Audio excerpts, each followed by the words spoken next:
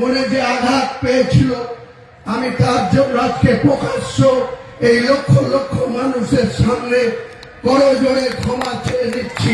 ভবিষ্যতে এরকম মিথ্যাবাদী মুখ্যমন্ত্রীর কথায় হুমায়ুন কবির আর কোনদিন কোন সাম্প্রদায়িক কোন উস্কানিমূলক কথা বা কাউকে জিতানোর জন্য কাউকে আঘাত করার কথা হুমায়ুন কবির বলবে না।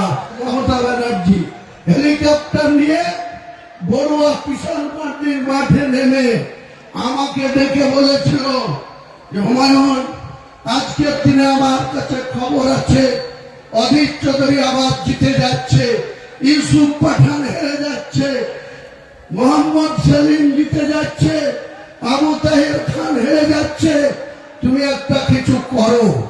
আমি বলেছিলাম, দিদি আপনি জেলার সাংগঠনিক সভাপতি করে রেখেছেন কাদির বিধায়ক অপূর্ব সরকার, আপনি জেলার চেয়ারম্যান করে রেখেছেন রেজিনগরের বিধায়ক রবিউল আলম চৌধুরী, তাদেরকে বলুন আপনার প্রার্থীকে যেতে হবে, আমাকে কেন বলছেন? তখন বলেছিল যা হবার হয়েছে, তুমি কেবল আমি ইউসুফের বাবা মাকে কথা দিয়ে বরোদা থেকে গুজরাট থেকে বহরমপুরে নিয়ে এসছি, তুমিই পারবে, তোমার কথা মুর্শিদাবাদের মানুষ শুনে।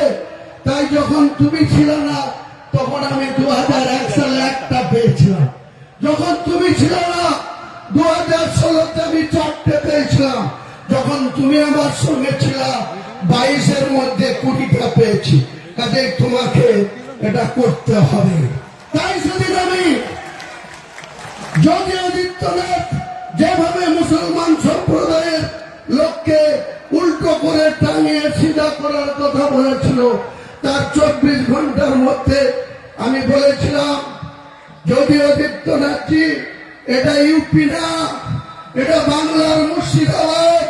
মুর্শিদাবাদ আমরা বসবাস করি, আমরা কোন সাম্প্রদায়িক রাজনীতি করিনি, কোনদিন করব না।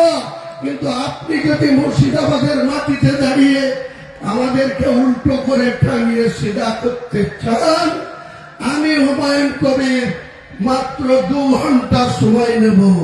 নির্দেশ দিলেই আপনার এই বিজেপি করা হিন্দু কটাকে 2 ঘন্টার মধ্যে ভাগীরথীর জলে ঝাঁপ দেওয়া করতে পারে। আমি অনুতপ্ত, দুঃখিত।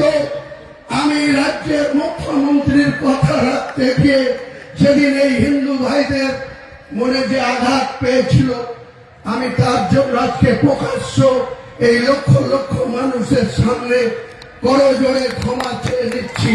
ভবিষ্যতে এরকম মিথ্যাবাদী মুখ্যমন্ত্রীর কথায় হুমায়ুন কবির আর কোনদিন কোন সাম্প্রদায়িক কোন উস্কানিমূলক কথা বা কাউকে জিতানোর জন্য কাউকে আঘাত করার কথা হুমায়ুন কবির বলবে না। আপনারা ভরসা রাখতে পারেন।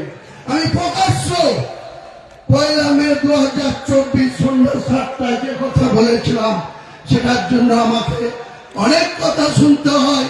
অনেক হিন্দু ভাইরা মনে করে যে আমি হয়তো সত্যি সত্যি হিন্দু ধর্মের বিরোধী বা সনাতনী মানুষের বিরোধী। আমি আমার লাইফে 63 বছর বয়স, 43 বছরের রাজনীতিতে কোনদিন সংকীর্ণতা কি জিনিস, সম্প্রীতি বিনষ্ট করার জিনিস আমি মানি না।